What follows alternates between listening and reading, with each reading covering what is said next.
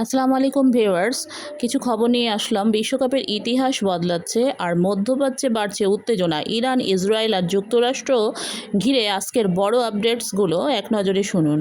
এবারের 2026 সালের ফিফা বিশ্বকাপের রেকর্ড সংখ্যক মুসলিম সংখ্যাগরিষ্ঠ দেশ অংশ নিতে যাচ্ছে। মোট 48টি দলের মধ্যে 14টি মুসলিম দেশ জায়গা করে নিয়েছে। এর মধ্যে রয়েছে ইরান, সৌদি আরব, তুরস্ক, মিশর, Morocco, Algeria, Iraq, Qatar, Jordan, Uzbekistan, Tunisia, Senegal, Bosnia ও হার্জেগোভিনা এবং আইভরি কোস্ট। ফলে এবারের বিশ্বকাপে মুসলিম দেশগুলোর অংশগ্রহণ দাঁড়িয়েছে প্রায় 29%। 48 দলের এই নতুন ফরম্যাটে এটাই এখন পর্যন্ত সর্বোচ্চ অংশগ্রহণ। এদিকে যুক্তরাষ্ট্র ও ইরানের মধ্যকার চুক্তি সত্ত্বেও দক্ষিণ লেবানন থেকে এখনই সেনার প্রত্যাহার করবে না দখলদার ইসরায়েল। ইসরায়েলি সংবাদ মাধ্যম কান নিউজ জানিয়েছে, আগামী 1.5 সপ্তাহের মধ্যে যুক্তরাষ্ট্র লেবাননের প্রতিনিধি দলের সঙ্গে এই বিষয় নিয়ে আলোচনা হতে পারে। তবে ইরানের পক্ষ থেকে সেনা প্রত্যাহারের দাবি জানানো হলেও ইসরায়েলি কর্মকর্তারা জানিয়েছেন বিষয়টি বর্তমানে তাদের অগ্রাধিকারে নেই। এছাড়া ওয়াইনেটের প্রতিবেদনেও বলা হয়েছে, বৈরুতের সাথে নির্দিষ্ট চুক্তি এবং লেবানন সেনাবাহিনী যদি ওই এলাকায় হিজবুল্লাহ অবকাঠামো ধ্বংস করে তবে শর্ত সাপেক্ষে সেনা প্রত্যাহার বিষয়টি বিবেচনা করা হতে পারে বলে জানিয়েছে ইসরায়েলের পক্ষ থেকে।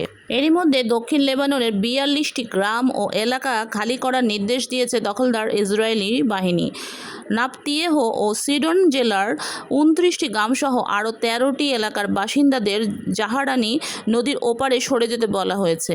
আল জাজিরার তথ্য অনুযায়ী এই নির্দেশে বেশ কয়েকটি গুরুত্বপূর্ণ জনপদ অন্তর্ভুক্ত রয়েছে। এদিকে আরেকটি খবর দিই, ইরান তাদের ইতিহাসে অন্যতম জটিল রেলপথ মিয়ানেহ আর দাবিল প্রকল্প চালু করেছে। এই প্রকল্পে 62টি সুড়ঙ্গ, 29টি বড় সেতু এবং 148টি সুরক্ষা কাঠামো নির্মাণ করা হয়েছে।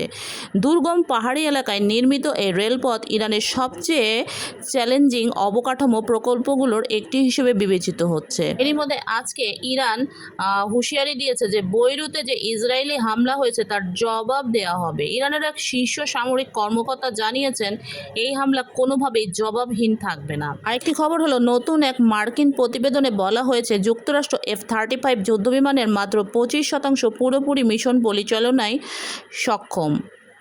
অন্যদিকে প্রায় 75% বিমান আংশিকভাবে সক্ষম বা বিভিন্ন প্রযুক্তিগত সমস্যার কারণে পূর্ণ মিশন পরিচালনায় অক্ষম অবস্থায় আছে।